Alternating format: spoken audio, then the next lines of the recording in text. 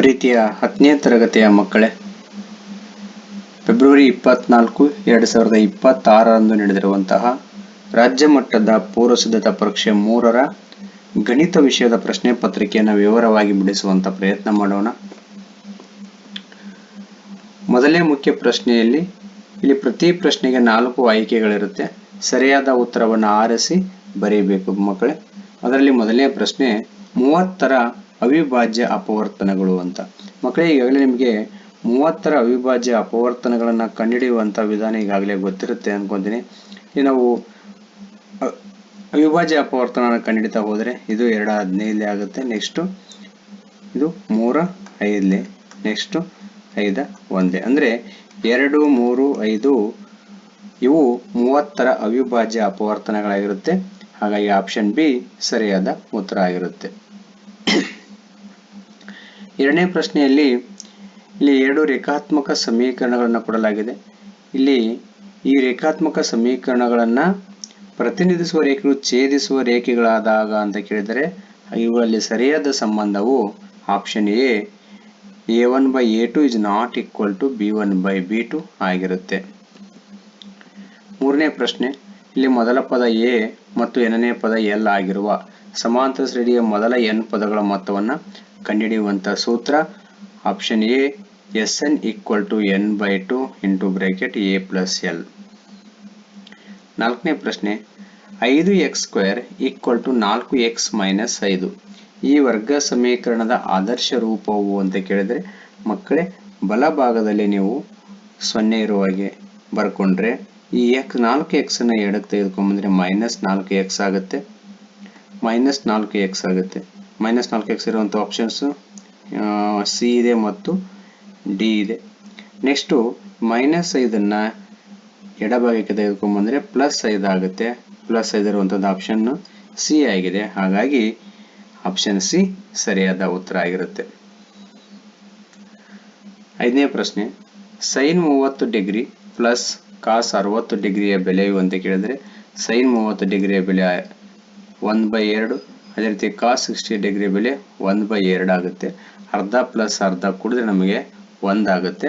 Option D ಸರಿಯಾದ ಉತ್ತರ ಆಗಿದೆ. ಆರನೇ ಪ್ರಶ್ನೆ ತ್ರಿಜ್ಯ r ಮಾನ ಹೊಂದಿರುವ ಗೋಳದ ಘನಫಲವನ್ನು ಕಂಡುಹಿಡಿಯುವ ಸೂತ್ರ ನಿಮಗೆ ಈಗಾಗಲೇ ಗೊತ್ತಿರುತ್ತೆ. Option A 4/3 πr³. ಏಳನೇ ಪ್ರಶ್ನೆ p(x) = kx² + 2x + 3k ಈ ಬಹುಪದೋಕ್ತಿಯ ಶೂನ್ಯತೆಗಳ ಮೊತ್ತವು ಅದರ ಶೂನ್ಯತೆಗಳ ಗುಣಲಬ್ಧಕ್ಕೆ ಸಮನಾದರೆ k ಯ ಬೆಲೆಯು ಅಂತ ಕೇಳಿದರೆ ಮಕ್ಕಳೇ, ಇಲ್ಲಿ ಶೂನ್ಯತೆಗಳ ಮೊತ್ತ -b/a ಆಗಿರುತ್ತೆ. ಅದೇ ರೀತಿಯಾಗಿ ಶೂನ್ಯತೆಗಳ ಗುಣಲಬ್ಧ c/a ಆಗಿರುತ್ತೆ. ಇವೆರಡೂ ಸಮ ಇದೆ ಅಂತ ಹೇಳ್ತಾ ಇದ್ದಾರೆ. ಹಾಗಾದ್ರೆ ಇದರಲ್ಲಿ ನಾವು ಬೆಲೆಗಳನ್ನು ತುಂಬುತ್ತಾ ಹೋದರೆ ಇಲ್ಲಿ b 2 ಇದೆ, c 3k ಇದೆ, ಅದೇ ರೀತಿಯಾಗಿ a k ಇದೆ.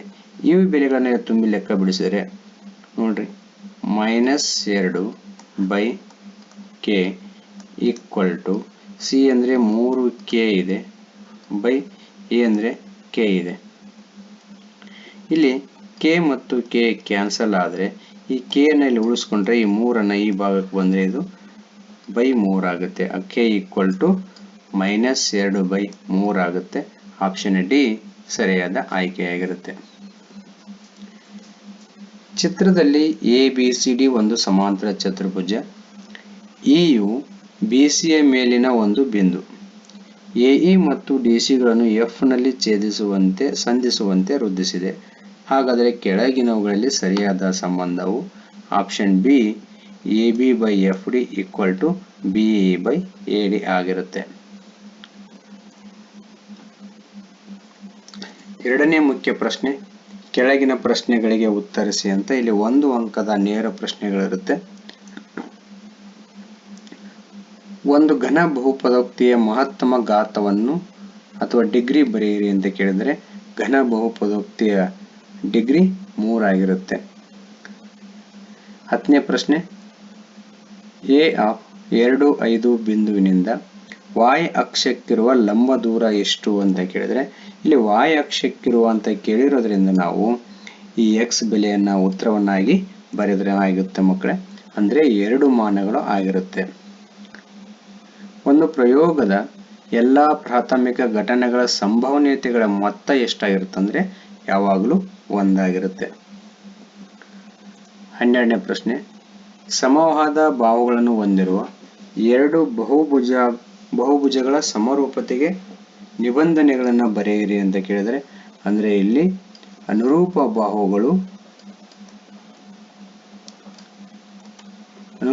ಬಾಹುಗಳ ಅನುಪಾತ ಸಮವಾಗಿರಬೇಕು ಅಂತ.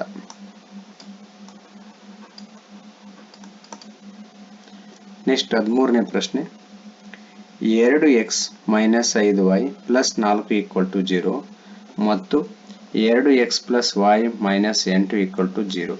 ಈ ಜೋಡಿ ರೇಖಾತ್ಮಕ ಸಮೀಕರಣಗಳು ಎಷ್ಟು ಪರಿಹಾರಗಳನ್ನು ಹೊಂದಿದೆ ಅಂತ ಕೇಳಿದ್ರೆ ಇಲ್ಲಿ ನಾವು ಇದನ್ನು a1/a2 ಅಂತ ತಗೊಂಡ್ರೆ ಇದು 2/2 ಆಗಿರುತ್ತೆ. ಅದೇ ರೀತಿಯಾಗಿ b1/b2 ಅಂದ್ರೆ -5/1 ಆಗಿರುತ್ತೆ.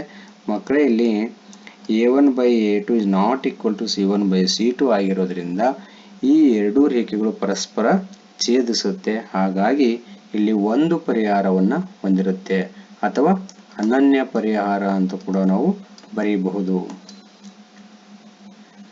ಒಂದು ಸಮಾಂತರ ಶ್ರೇಣಿಯ n ನೇ ಪದ an = 5n+3 ಆದಾಗ ಶ್ರೇಣಿಯ 3ನೇ ಪದವನ್ನು ಕಂಡುಹಿಡಿಯಿರಿ ಅಂತ. ಇಲ್ಲಿ n ಸ್ಥಾನದಲ್ಲಿ 3 ಅಂತ ಬೆಲೆಯನ್ನು ತುಂಬಿಕೊಳ್ಳೋಣ.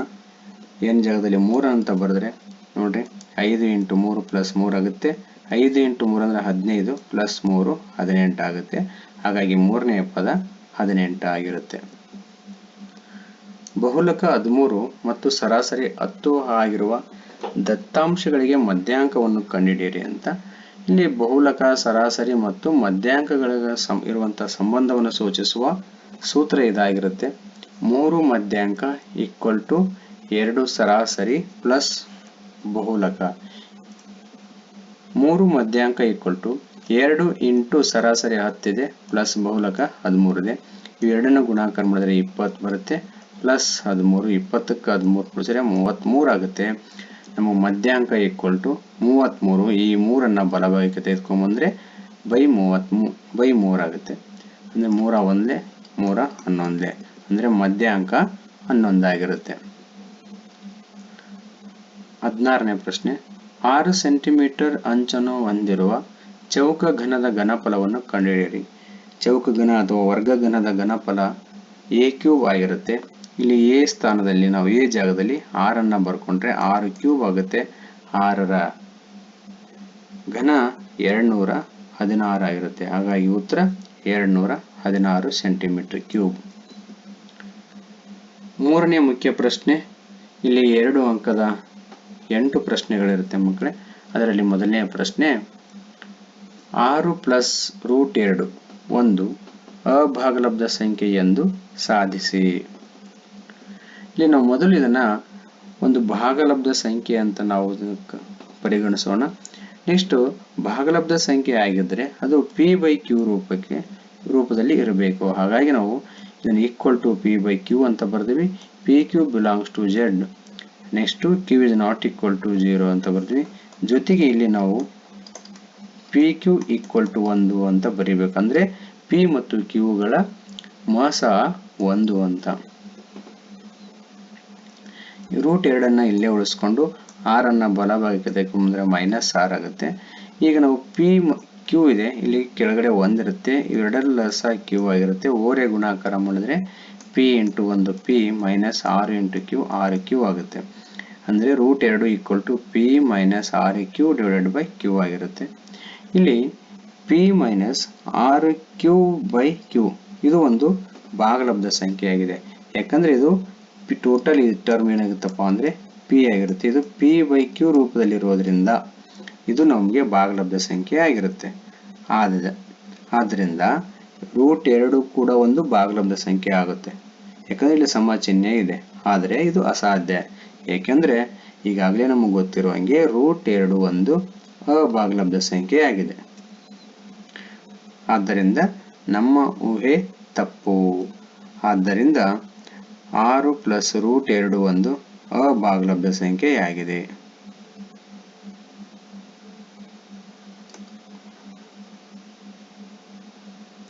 18ನೇ ಪ್ರಶ್ನೆ, ಕೊಟ್ಟಿರುವ ರೇಖಾತ್ಮಕ ಸಮೀಕರಣಗಳ ಜೋಡಿಯನ್ನು ವರ್ಜಿಸುವ ವಿಧಾನದಿಂದ ಬಿಡಿಸಿ ಅಂತ.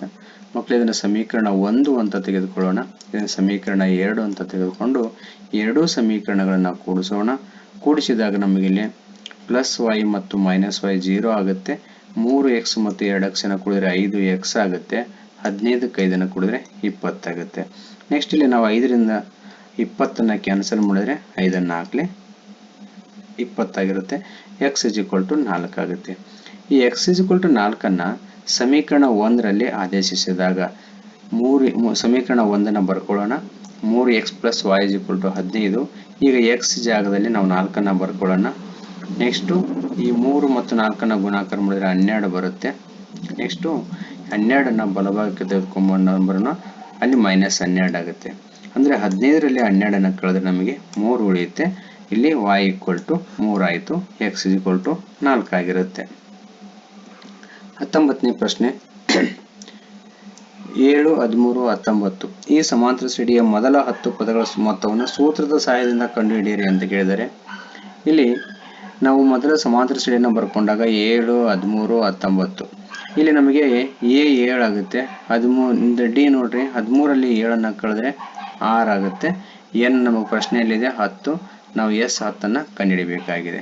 ಇಲ್ಲಿ a ಮತ್ತು d ಬೆಲೆ ಗೊತ್ತಿದ್ದಾಗ ಮೊತ್ತವನ್ನು ಕಂಡುಹಿಡಿತಕ್ಕಂಥ ಸೂತ್ರ ಇದಾಗಿರುತ್ತೆ. Sn = n/2 2a + n - 1 d. ಈ ಸೂತ್ರದಲ್ಲಿ ಈ ಮೇಲಿನ ಎಲ್ಲ ಬೆಲೆಗಳನ್ನು ಆದೇಶ ಮಾಡಿದಾಗ ತುಂಬಿಕೊಂಡಾಗ n ಜಾಗದಲ್ಲಿ 10 ಅಂತ ಬರೆಯೋಣ. n ಜಾಗದಲ್ಲಿ 10, ಇಲ್ಲಿ 2 ಜಾಗದಲ್ಲಿ a ಜಾಗದಲ್ಲಿ 7, n ಜಾಗದಲ್ಲಿ 10, d ಜಾಗದಲ್ಲಿ 6 ಅಂತ ಬರ್ಕೊಂಡಿದೆ. ನೆಕ್ಸ್ಟು ಇಲ್ಲಿ 2 1 2 5 ಆಗುತ್ತೆ, ಅಥವಾ 10 5 ಆಗಿರುತ್ತೆ. ಇವೆರಡನ್ನ ಗುಣಾಕಾರ ಮಾಡಿದ್ರೆ 14 ಆಗುತ್ತೆ. ಪ್ಲಸ್ 10ರಲ್ಲಿ 1 ಕಳೆದ್ರೆ 9 ಇಂಟು 6 ಆಗಿರುತ್ತೆ. ನೆಕ್ಸ್ಟ್ ನಾವು ಎರಡನ್ನ ಗುಣಾಕಾರ ಮಾಡೋಣ. 5 × 14 ಪ್ಲಸ್ 9 54. ನೆಕ್ಸ್ಟ್ 14 ಮತ್ತು 54 ಕೂಡಿಸಿದ್ರೆ 68 ಬರುತ್ತೆ. 68 5ರಿಂದ ಗುಣಾಕಾರ ಮಾಡಿದ್ರೆ ನಮಗೆ 340 ಬರುತ್ತೆ. ಆದ್ದರಿಂದ S10 = 340. 10 ಪದಗಳ ಮೊತ್ತ 340 ಆಗಿರುತ್ತೆ. ಇದೇ ಪ್ರಶ್ನೆಯಲ್ಲಿ ಇನ್ನೊಂದು ಪ್ರಶ್ನೆ ಇದೆ. ಆಯ್ಕೆ ಇರುವಂತಹ ಪ್ರಶ್ನೆ, 2, 7, 12 ಈ ಸಮಾಂತರ ಶ್ರೇಣಿಯ ಎಷ್ಟನೇ ಪದವು 47 ಆಗಿರುತ್ತದೆ ಎಂದು ಸೂತ್ರದ ಸಹಾಯದಿಂದ ಕಂಡುಹಿಡಿಯಿರಿ. ಮಕ್ಕಳಲ್ಲಿ ಗಮನಿಸಿ, ಕೊಟ್ಟಿರುವಂತಹ ಸಮಾಂತರ ಶ್ರೇಣಿ ರೀತಿಯಾಗಿ ಬರ್ಕೊಂಡಾಗ 2, 7, 12 ಇಲ್ಲಿ ಯಾವುದೋ ಒಂದು ಟರ್ಮ್ 47 ಬರುತ್ತೆ. ಅದು ಎಷ್ಟನೇ ಪದ ಅಂತ ಗೊತ್ತಿಲ್ಲ, ಅದನ್ನು ನಾವು ಕಂಡುಹಿಡಿಯಬೇಕಾಗಿದೆ. ಇಲ್ಲಿ ನಾವು ಎ ಅಂತ ಬರ್ಕೊಳ್ಳೋಣ. ಮೊದಲನೇ ಪದ ಎ. ಡಿ 7ರಲ್ಲಿ 7 ಕಳೆದ್ರೆ 5 ಆಗುತ್ತೆ. ನೆಕ್ಸ್ಟ್ ನಾವಿಲ್ಲಿ ಇದನ್ನ ಎನ್ ಅಂತ ಒಂದು ಕನ್ಸಿಡರ್ ಮಾಡೋಣ. 47. ನಾವಿಲ್ಲಿ ಎನ್ ಅನ್ನ ಕಂಡುಹಿಡಿಯಬೇಕಾಗಿದೆ. ಆದ್ದರಿಂದ ಇಲ್ಲಿ ನಾವು ಎ ಡಿ ಎನ್ ಗೊತ್ತಿರೋದ್ರಿಂದ ನಾವು ಎ ಎನ್ ಸೂತ್ರವನ್ನು ಹಾಕಬೇಕಾಗುತ್ತೆ. N = a + n - 1 × d. ಇಲ್ಲಿ ನಾವು ಬೆಲೆಗಳನ್ನು ತುಂಬುತ್ತಾ ಹೋದರೆ ಎನ್ 47 ಇದೆ, ಎ 2 ಇದೆ, ಎನ್ ಕಂಡುಹಿಡಿಯಬೇಕಾಗಿದ್ದರಿಂದ ಅದನ್ನು ಹಾಗೆ ಬರ್ಕೊಳ್ಳೋಣ. ಡಿ ಬೆಲೆ 5 ಇದೆ. ನೆಕ್ಸ್ಟು 2 ಈ ಎಡಭಾಗಕ್ಕೆ ತೆಗೆದುಕೊಂಡ್ರೆ -2 ಆಗುತ್ತೆ. ಅದೇ ರೀತಿಯಾಗಿ n - 1 × 5 ಹಾಗೆ ಬರ್ಕೊಳ್ಳೋಣ. ಇಂಟು 5 ಆಗುತ್ತೆ. ನೆಕ್ಸ್ಟ್ 47ರಲ್ಲಿ 2 ಕಳೆದ್ರೆ 45 ಆಗುತ್ತೆ. ಬಲಭಾಗದನ್ನ ಆಸ್ ಇಟ್ ಈಸ್ ಬರ್ಕೊಳ್ಳೋಣ. ಈಗ ನಾವು n - 1 = ಈ 5 ಇಲ್ಲಿ ಇಂಟು ಇರೋದ್ರಿಂದ ಇದನ್ನು ನಾವು ಎಡಭಾಗಕ್ಕೆ ತೆಗೆದುಕೊಂಡ್ಬಂದ್ರೆ /5 ಆಗುತ್ತೆ. 45/5. 5ರಿಂದ 45 ಭಾಗಿಸಿದ್ರೆ ನಮಗೆ 9 ಬರುತ್ತೆ. n - 1 = 9 ಆಗುತ್ತೆ. ಈ -1 ಬಲಕ್ಕೆ ತೆಗೆದುಕೊಂಡ್ಬಂದ್ರೆ +1 ಆಗುತ್ತೆ. ಆವಾಗ 9ಕ್ಕೆ 1 ಕೂಡಿದ್ರೆ 10 ಆಗುತ್ತೆ. ಆದ್ದರಿಂದ ಇಲ್ಲಿ 10ನೇ ಪದ ಏನಾಗಿರುತ್ತಪ್ಪ ಅಂದ್ರೆ 47 ಆಗಿರುತ್ತದೆ. 20ನೇ ಪ್ರಶ್ನೆ,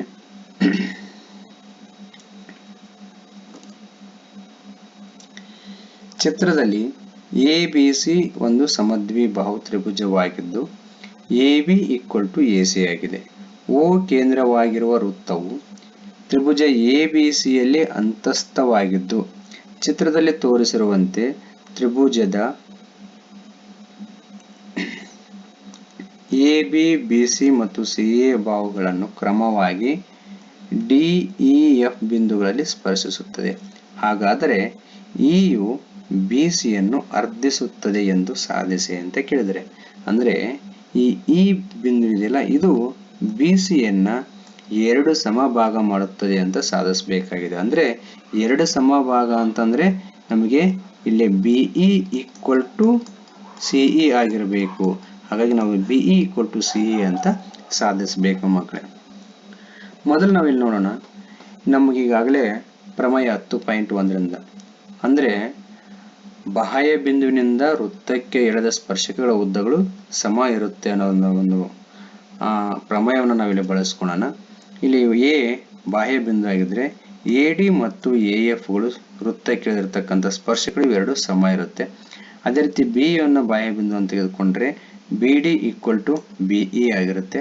ಅದೇ ರೀತಿಯಾಗಿ ಸಿ ಬಾಹ್ಯ ಬಿಂದು ಅಂತ ತೆಗೆದುಕೊಂಡ್ರೆ ಸಿಇ ಈಕ್ವಲ್ ಟು ಸಿಎಫ್ ಆಗಿರುತ್ತೆ.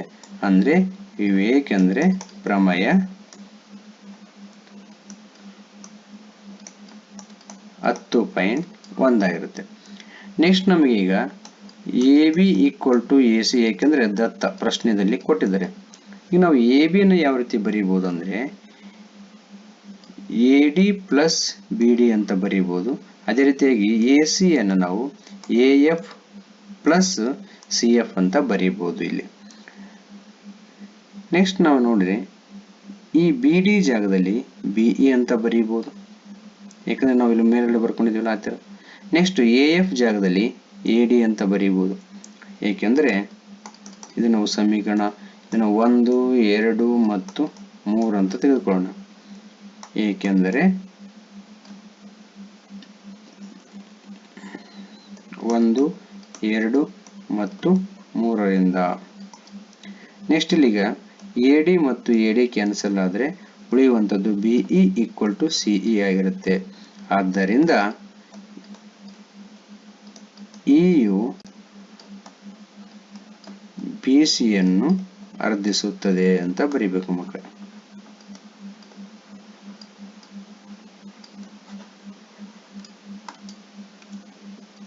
ನೆಕ್ಸ್ಟ್ 21ನೇ ಪ್ರಶ್ನೆ. x² plus 8x plus 15 equal to 0. ಈ ವರ್ಗ ಸಮೀಕರಣದ ಮೂಲಗಳನ್ನು ಅಪವರ್ತನ ವಿಧಾನದಿಂದ ಕಂಡುಹಿಡಿಯಿರಿ ಅಂತ. x² plus 8x plus 15 equal to 0 ಆದರೆ ಇಲ್ಲಿ ನಾವು x² ನ ಸಹಗುಣಕ 1 ಇರುತ್ತೆ ಮತ್ತು 15ನ್ನ ಗುಣಾಕಾರ ಮಾಡಿದ್ರೆ ನಮಗೆ 15 ಬರುತ್ತೆ. ಈಗ ನಮಗೆ ಎರಡು ಸಂಖ್ಯೆಗಳನ್ನು ಗುಣಿಸಿದರೆ 15 ಬರಬೇಕು ಮತ್ತು ಅವುಗಳ ವ್ಯತ್ಯಾಸ ಅಥವಾ ಮೊತ್ತ 8 ಆಗಿರಬೇಕು. ಅಂತ ಎರಡು ಸಂಖ್ಯೆಗಳು ಯಾವಪ್ಪ ಅಂದ್ರೆ 5 ಮತ್ತು 3. 5 3 15 ಆಗುತ್ತೆ, 5ಕ್ಕೆ 3 ಕೂಡಿದ್ರೆ 8 ಆಗುತ್ತೆ. ಹಾಗಾಗಿ ನಾವು 8x ಜಾಗದಲ್ಲಿ 5x ಪ್ಲಸ್ 3x ಅಂತ ಬರ್ಕೊಳ್ಳೋಣ. ಈ ಎರಡು ಪದಗಳನ್ನು ಸೇರಿ ಒಂದು ಗುಂಪು ಮಾಡ್ಕೊಳ್ಳೋಣ. ಈ ಎರಡು ಪದಗಳನ್ನು ಸೇರಿ ಒಂದು ಗುಂಪಾಗಿ ಬರ್ಕೊಂಡ್ರೆ ಇಲ್ಲಿ x ಅನ್ನ ಕಾಮನ್ ತೆಗೆದುಕೊಂಡ್ರೆ x into bracket x plus 5 ಉಳಿಯುತ್ತೆ. ಅದೇ ರೀತಿ 3x ಮತ್ತು 15ರಲ್ಲಿ 3ಅನ್ನ ಕಾಮನ್ ತೆಗೆದುಕೊಂಡ್ರೆ ಬ್ರಾಕೆಟ್ ಅಲ್ಲಿ x ಪ್ಲಸ್ 5 ಉಳಿಯುತ್ತೆ. ನೆಕ್ಸ್ಟ್ ಮತ್ತೆ ಇಲ್ಲಿ x ಪ್ಲಸ್ 5ಅನ್ನ ಕಾಮನ್ ತಗೊಂಡ್ರೆ ಇಲ್ಲಿ x ಮತ್ತೆ ಇಲ್ಲಿ 3 ಉಳಿತೈತಿ. ಹಾಗಾಗಿ x ಪ್ಲಸ್ 3 ಆಗಿರುತ್ತೆ. ನೆಕ್ಸ್ಟ್ ನಾವು x ಪ್ಲಸ್ 5 ಈಕ್ವಲ್ ಟು 0 ಅಥವಾ x ಪ್ಲಸ್ 3 ಈಕ್ವಲ್ ಟು 0 ಅಂತ ಬರ್ಕೊಳ್ಳೋಣ. ಇಲ್ಲಿ ಪ್ಲಸ್ 5ಅನ್ನ ಬಲಕ್ಕೆ ತಗೊಂಡ್ಬಂದ್ರೆ ಮೈನಸ್ 5 ಆಗುತ್ತೆ. ಅದೇ ರೀತಿಯಾಗಿ ಮೈನಸ್ 3ಅನ್ನ ಬಲಕ್ಕೆ ತೆಗೆದುಕೊಂಡ್ಬಂದ್ರೆ ಪ್ಲಸ್ 3ನ ಬಲಕ್ಕೆ ತಗೊಂಡ್ಬಂದ್ರೆ ಮೈನಸ್ 3 ಆಗುತ್ತೆ. ಹಾಗಾಗಿ ಇಲ್ಲಿ ಮೂಲಗಳು ಯಾವಪ್ಪ ಅಂತಂದ್ರೆ -5 ಮತ್ತು -3 ಆಗಿರುತ್ತೆ. 21ನೇ ಪ್ರಶ್ನೆಯಲ್ಲಿ ಇನ್ನೊಂದು ಆಯ್ಕೆ ಇರುವಂತ ಪ್ರಶ್ನೆ ಇದೆ. 2x² - 6x plus 3 equal to 0. ಈ ವರ್ಗ ಸಮೀಕರಣದ ಶೋಧಕವನ್ನು ಕಂಡುಹಿಡಿಯಿರಿ ಮತ್ತು ಮೂಲಗಳ ಸ್ವಭಾವವನ್ನು ಬರೆಯಿರಿ ಅಂತ. ಕೊಟ್ಟಿರುವಂತ ವರ್ಗ ಸಮೀಕರಣವನ್ನ ಈ ರೀತಿಯಾಗಿ ಬರ್ಕೊಳ್ಳೋಣ. ಇಲ್ಲಿ ನಮಗೆ a ಬೆಲೆ 2 ಇದೆ, b ಬೆಲೆ -6 ಇದೆ, c ಬೆಲೆ 3 ಆಗಿರುತ್ತೆ. ಶೋಧಕದ ಸೂತ್ರ b² - 4ac. ಈ ಸೂತ್ರದಲ್ಲಿ ಈ ಬೆಲೆಗಳನ್ನು ತುಂಬುತ್ತಾ ಹೋಗೋಣ. b ಯ ಬೆಲೆ -6 ಹೋಲ್ ಸ್ಕ್ವೇರ್ -4 ಎ ಬೆಲೆ 2 ಇದೆ, ಸಿ ಎ ಬೆಲೆ 3 ಅಂತ ಬರ್ಕೊಳ್ಳೋಣ. ಇಲ್ಲಿ ನಾವು ಮೈನಸ್ 6ರ ವರ್ಗ 36 ಆಗುತ್ತೆ, ಮೈನಸ್ 4 8 8 3 24 ಮೈನಸ್ 24. 36ರಲ್ಲಿ 24ನ್ನ ಕಳೆದ್ರೆ 12 ಬರುತ್ತೆ. ಇದು 0ಗಿಂತ ದೊಡ್ಡದಾಗಿರುತ್ತೆ. ಹಾಗಾಗಿ ಇಲ್ಲಿ ಮೂಲಗಳು ವಾಸ್ತವ ಮತ್ತು ಭಿನ್ನವಾಗಿರುತ್ತೆ. 22ನೇ ಪ್ರಶ್ನೆ, ಚಿತ್ರದಲ್ಲಿ ಸೈನ್ ಅಲ್ಪ ಮತ್ತು ಕಾಸ್ ಅಲ್ಪಗಳ ಬೆಲೆಗಳನ್ನು ಕಂಡುಹಿಡಿಯಿರಿ ಅಂತ. ಮಕ್ಕಳು ಬಹಳ ಸುಲಭವಾಗಿರುವಂತಹ ಪ್ರಶ್ನೆ. ಇಲ್ಲಿ ನಿಮಗೆ ಈ ಅಲ್ಪ ಇರತಕ್ಕಂಥ ಕೋನವನ್ನು ಗುರುತಿಸ್ಕೊಂಡ್ರೆ ಇಲ್ಲಿ ನಿಮಗೆ ಇದರ ಸ್ಟ್ರೇಟ್ ಅಪೋಸಿಟ್ ಇರುವಂಥದ್ದು ಇದು ಅಭಿಮುಖ ಭಾವವಾಗಿರುತ್ತೆ. ನೆಕ್ಸ್ಟ್ ಇದು ವಿಕರ್ಣ, ಇದು ಏನಪ್ಪಾ ಅಂತಂದ್ರೆ ಪಾರ್ಶ್ವಭಾವವಾಗಿರುತ್ತೆ. ಇಲ್ಲಿ ನಮಗೆ ಸೈನ್ ಅಲ್ಪ ಈಕ್ವಲ್ ಟು ಅಂದ್ರೆ ಅಭಿಮುಖ ಬಾಹು ಬೈ ವಿಕರ್ಣ ಆಗಿರುತ್ತೆ. ಅಭಿಮುಖ ಬಾಹು ಎ ಬಿ, ವಿಕರ್ಣ ಎ ಸಿ ಆಗಿರುತ್ತೆ. ಹಾಗೆ A B by A C, A B ಯ ಬೆಲೆ 24, ಎ ಸಿ ಯ ಬೆಲೆ 25 ಇದೆ. ಅದೇ ರೀತಿಯಾಗಿ ಕಾಸ್ ಅಲ್ಪ ಅಂತಂದ್ರೆ ಪಾರ್ಶ್ವಬಾಹು ಬೈ ವಿಕರ್ಣ ಅಂದ್ರೆ B C by A C ಆಗಿರುತ್ತೆ. ಬಿ ಸಿ ಯ ಬೆಲೆ 7, ಎ ಸಿ ಯ ಬೆಲೆ 25. 23ನೇ ಪ್ರಶ್ನೆ, ಎ ಆಫ್ 5 ಮೈನಸ್ 7 ಮತ್ತು ಬಿ ಆಫ್ 1 ಮೈನಸ್ 3 ಬಿಂದುಗಳ ನಡುವಿನ ದೂರವನ್ನು ದೂರ ಸೂತ್ರ ಉಪಯೋಗಿಸಿ ಕಂಡುಹಿಡಿಯಿರಿ ಅಂತ ಹೇಳಿದರೆ, ಇಲ್ಲಿ ನಾವು 5 ಮೈನಸ್ 7ನ್ನ x1 y1 ಅಂತ ತೆಗೆದುಕೊಳ್ಳೋಣ. ಅದೇ ರೀತಿಯಾಗಿ 1 ಮೈನಸ್ 3ನ್ನ x2 y2 ಅಂತ ಬರ್ಕೊಳ್ಳೋಣ. ನಮಗೆ ದೂರ ಸೂತ್ರ ಏನಪ್ಪಾ ಅಂದ್ರೆ root of x1 minus x2 whole square plus y1 minus y2 whole square. ಮಕ್ಕಳೇ, ನೀವು ಇದನ್ನು ಇನ್ನೊಂದು ರೀತಿಯಾಗಿ ಬರಿಬಹುದು x2 minus x1 whole square plus y2 minus y1 whole square ಅಂತ ಕೂಡ ಬರ್ಕೋಬಹುದು. ಇಲ್ಲಿ x1 ಮೈನಸ್ x2 ನೋಡ್ರಿ, ಇದರಲ್ಲಿ ಇದನ್ನ ಕಳೆದು ಬಿಡ್ರಿ ಅಂದ್ರೆ 5 minus 1 whole square. Next minus 7 minus 3 minus of minus 3 whole square. ಇಲ್ಲಿ 5ರಲ್ಲಿ 1ನ್ನ ಕಳೆದ್ರೆ 4 ಆಗುತ್ತೆ, 4 ಸ್ಕ್ವೇರ್. ಇಲ್ಲಿ ಮೈನಸ್ ಇಂಟು ಮೈನಸ್ ಪ್ಲಸ್ ಆಗುತ್ತೆ, ಮೈನಸ್ 7 ಪ್ಲಸ್ 3 ಅಂದ್ರೆ ಮೈನಸ್ 4 ಆಗಿರುತ್ತೆ. ಹಾಗಾಗಿ ಮೈನಸ್ 4 ಸ್ಕ್ವೇರ್ ಅಂತ ಬರ್ಕೊಂಡಿದೀವಿ. ಇಲ್ಲಿ 4ರ ಸ್ಕ್ವೇರ್ ಅಂದ್ರೆ 16, ಮೈನಸ್ 4 ಸ್ಕ್ವೇರ್ ಅಂದ್ರೆ 16 ಆಗುತ್ತೆ. ಈ 16 ಪ್ಲಸ್ 16 ಇಂದ ನಾವು 16 ಇಂಟು 2 ಅಂತ ಬರಿಬಹುದು. ಏಕೆಂದ್ರೆ ನಮಗೆ 16ರ ವರ್ಗಮೂಲ ಗೊತ್ತಿದೆ. ಹಾಗಾಗಿ 16 ಇಂಟು 2 ಅಂತ ಬರಿಬಹುದು. ಈಗ 16ರ ವರ್ಗಮೂಲ 4 ಆಗುತ್ತೆ. ರೂಟ್ 2ನ್ನ ಹಾಗೆ ಬರ್ಕೊಳ್ಳೋಣ. ಉತ್ತರ 4 ರೂಟ್ 2 ಮಾನಗಳು ಆಗಿರುತ್ತೆ. ಇಲ್ಲಿ 24ನೇ ಪ್ರಶ್ನೆಯನ್ನು ಗಮನಿಸಿ. ಎ ಮತ್ತು ಬಿ ಎಂಬ ಇಬ್ಬರು ವಿದ್ಯಾರ್ಥಿಗಳು ಪ್ರತಿಯೊಂದು ಹಾರಕ್ಕೆ ಕ್ರಮವಾಗಿ 24 ಗುಲಾಬಿ ಹೂಗಳನ್ನು ಮತ್ತು 60 ಗುಲಾಬಿ ಹೂಗಳನ್ನು ಬಳಸಿ ಗುಲಾಬಿ ಹಾರಗಳನ್ನು ತಯಾರಿಸುತ್ತಿದ್ದಾರೆ. ಕೆಲವು ಹಾರಗಳನ್ನು ತಯಾರಿಸಿದ ನಂತರ ಅವರು ಬಳಸಿದ ಹೂಗಳ ಸಂಖ್ಯೆ ಸಮವಾಗಿರುತ್ತದೆ. ಅವರು ಕನಿಷ್ಠ ಎಷ್ಟು ಹೂಗಳನ್ನು ಸಮವಾಗಿ ಬಳಸಿ ಹಾರಗಳನ್ನು ತಯಾರಿಸಿದ್ದಾರೆ ಕಂಡುಹಿಡಿಯಿರಿ ಮತ್ತು ಹೀಗೆ ತಯಾರಿಸಿದ ಹಾರಗಳ ಸಂಖ್ಯೆಯನ್ನು ಕಂಡುಹಿಡಿಯಿರಿ. ಮಕ್ಕಳೇ, ಇಲ್ಲಿ ನೀವೀಗ 24 ಮತ್ತು 60ರ ಲಸವನ್ನ ತೆಗೆದುಕೋಬೇಕು. ಅಂದ್ರೆ ಮೊದಲು ನಾವು ಲಸವನ್ನ ಕಂಡುಹಿಡಿಕೊಳ್ಳೋಣ. 24ರ ಲಸವನ್ನ ಕಂಡುಹಿಡಿಯುವಂತ ಅವಿಭಾಜ್ಯ ಅಪವರ್ತನ ವಿಧಾನದಿಂದ ಕಂಡುಹಿಡಿಯೋಣ. ಇಲ್ಲಿ 24ನ್ನು ನಾವು 2ರಿಂದ ಭಾಗಿಸಬಹುದು. 2 12 ಆಗುತ್ತೆ. ನೆಕ್ಸ್ಟ್ 2 6 12, 2 3 6 ಆಗುತ್ತೆ, 3 1. ಅದೇ ರೀತಿಯಾಗಿ 60ರ ಅಪವರ್ತನಗಳನ್ನ ಈ ರೀತಿಯಾಗಿ ಕಂಡುಹಿಡಿಯೋಣ. 2 30 60, 2 15, 3 5, ನೆಕ್ಸ್ಟ್ 5 1. ಈಗ ನಾವು 24 equal to 2 into 2 into 2 into 3 ಅಂದ್ರೆ ಈ ಅವಿಭಾಜ್ಯ ಅಪವರ್ತನಗಳನ್ನ ಗುಣಾಕಾರ ರೂಪದಲ್ಲಿ ಗುಣಲಬ್ಧವಾಗಿ ಬರ್ಕೊಳ್ಳೋಣ. Next 60 equal to 2 into 2 into 3 into 5. ನಾವೀಗ ಲಸವನ್ನ ಕಂಡುಹಿಡಿಯಬೇಕಾಗಿದೆ. ಸಾಮಾನ್ಯ ಅಪವರ್ತನಗಳನ್ನು ಮೊದಲು ಬರ್ಕೊಳ್ಳೋಣ.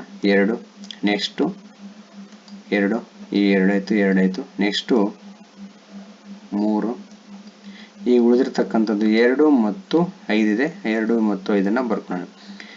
ಇವಿನ 5 ಸಂಖ್ಯೆಗಳನ್ನ ಗುಣಾಕಾರ ಮಾಡಿದ್ರೆ ನಮಗೆ 120 ಬರುತ್ತೆ. ಹಾಗಾಗಿ 24 ಮತ್ತು 60ರ ಲಸ 120 ಆಗುತ್ತೆ. ನೆಕ್ಸ್ಟ್ ಅವರು ತಯಾರಿಸಿರ್ತಕ್ಕಂಥ ಆಹಾರಗಳ ಸಂಖ್ಯೆಯನ್ನು ಕಂಡುಹಿಡಿಯೋಣ.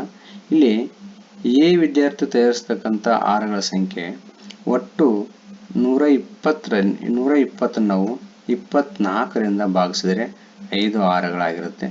ನೆಕ್ಸ್ಟು ಬಿ ತಯಾರಿಸತಕ್ಕಂಥ ಆಹಾರಗಳ ಸಂಖ್ಯೆ 120/60, 60ರಿಂದ ಭಾಗಿಸಿದ್ರೆ ನಮಗೆ 60ರಿಂದ 120 ಭಾಗಿಸಿದ್ರೆ 2 ಬರುತ್ತೆ. ಅಂದರೆ ಎ 5, ಬಿ 2 ಆಹಾರಗಳನ್ನು ತಯಾರಿಸುತ್ತಾನೆ.